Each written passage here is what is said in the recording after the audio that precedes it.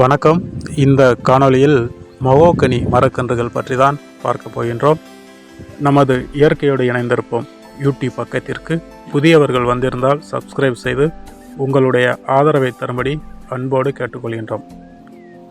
நாம் இப்போ பார்த்து கொண்டிருப்பது எல்லாமே மகோகனி மரக்கன்றுகள்.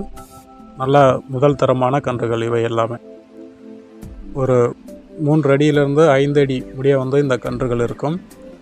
நம்ம தொடர்ந்து மரம் வளர்ப்பை பற்றி ஏன் சொல்லி வரோம் மக்கள்கிட்ட?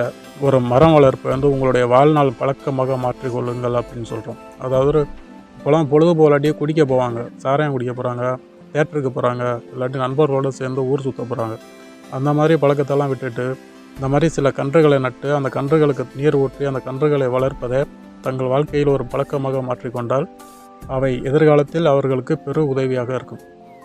இந்த காலகட்டத்தில் நடுத்தர மக்களோ விவசாயிகளோ நம்ம இயல்பாக சிந்திச்சோம்னாவே புரியும். 1 கிராம் தங்கம் வாங்க முடியுமா? 1 கிராம் தங்கம் 7,000 ரூபாய்க்கு போயிடுச்சு.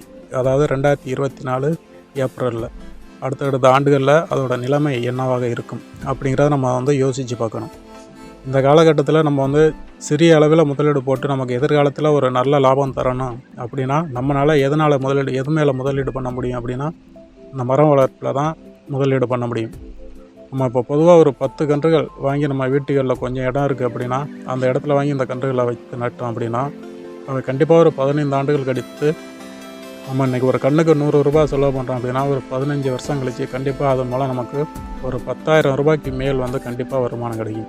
100 ரூபாய் ஒரு காலத்தில் நமக்கு 10,000 ரூபாயாக கிடைக்கும். இந்த அளவுக்கு நமக்கு ஒரு எளிய முதலீடாகவும் எதிர்காலத்தில் சிறந்த பயன் தரக்கூடியதாகவும் இருப்பது தான் மரம் வளர்ப்பு.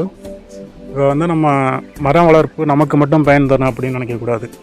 மரம் வளர்த்தோம்னா நம்ம இந்த சுற்றுச்சூழலுக்கு நல்லது. நம்ம வீட்டுக்கிட்ட 10 மரம் இருந்தது அப்படின்னா நமக்கு சுத்தமான காற்று கிடைக்கும். அதிலிருந்து உதிரக்கூடிய இலைகள் நம்ம ஆடு மாடுகளுக்கு உணவாக கிடைக்கும்.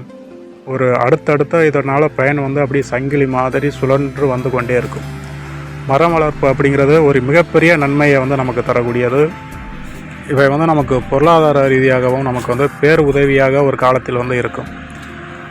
நம்ம இப்போ விவசாய நிலம் வைத்திருக்கக்கூடிய உழவர்கள் எல்லாம் வேலையாட்களுக்கு பார்த்தோம் அப்படின்னா சம்பளம் கொடுத்து வேலையாட்களை வைத்து வேலை பார்க்க முடியாது. ஏன்னா இப்போ வேலையாட்கள் கிடைக்கிறதும் ரொம்ப கடினம். அவர்களுக்கான கூலியும் மிக மிக அதிகம்.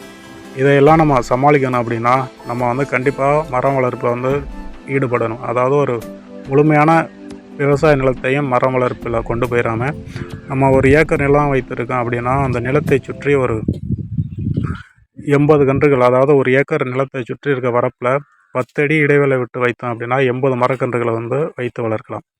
அதில் தேக்க மரம் வைக்கலாம், இந்த மகோகனி, பலா மரம், கொய்யா மரம் அப்படின்ட்டு நமக்கு பயன் தரக்கூடியது, சுற்றுச்சூழலுக்கு நன்மை தரக்கூடியது அப்படின்னு பல வகையான மரங்களை வைத்து நடவு பண்ண முடியும். இதன் மூலம் நமக்கும் ஒரு நல்ல பயன் கிடைக்கும். இந்த சுற்றுச்சூழலுக்கும் ஒரு நல்ல பயன் கிடைக்கும். நம்மளோட எதிர்கால தலைமுறைக்கும் இதன் மூலம் ஒரு நல்ல பயன் கிடைக்கும். இதெல்லாம் நம்ம மனசில் வச்சு கண்டிப்பாக அனைவருமே மரம் வளர்ப்பில் ஈடுபடணும்.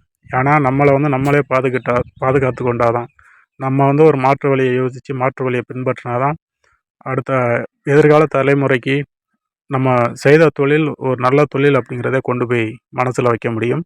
நன்றி, மகிழ்ச்சி.